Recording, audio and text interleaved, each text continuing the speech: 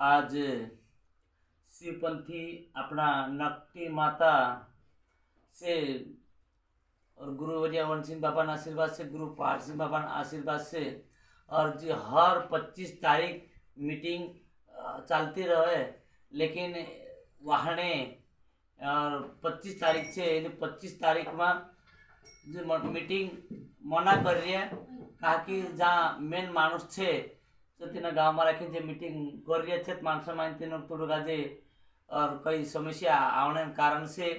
और मीटिंग मना कर रहा। और हर कमेटी हर शिवपंथी दत्री कमेटी से तीनरा द्वारा 25 तारीख तय करा जाए और वहाने वाले 25 तारीख और मीटिंग 25 तारीख जो मीटिंग बैठक हर महीने है रहे और अगलो काम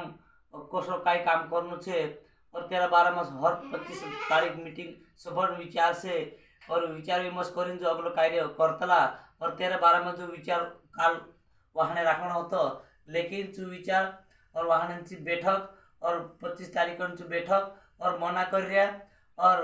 जो भी शिवपंथी अपना दतरा भी छे और शिवपंथी जो कमेटी छे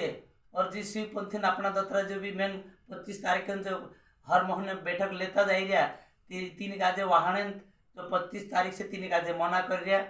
और पलवट में लाल सिंह गाँव से सूचना आई।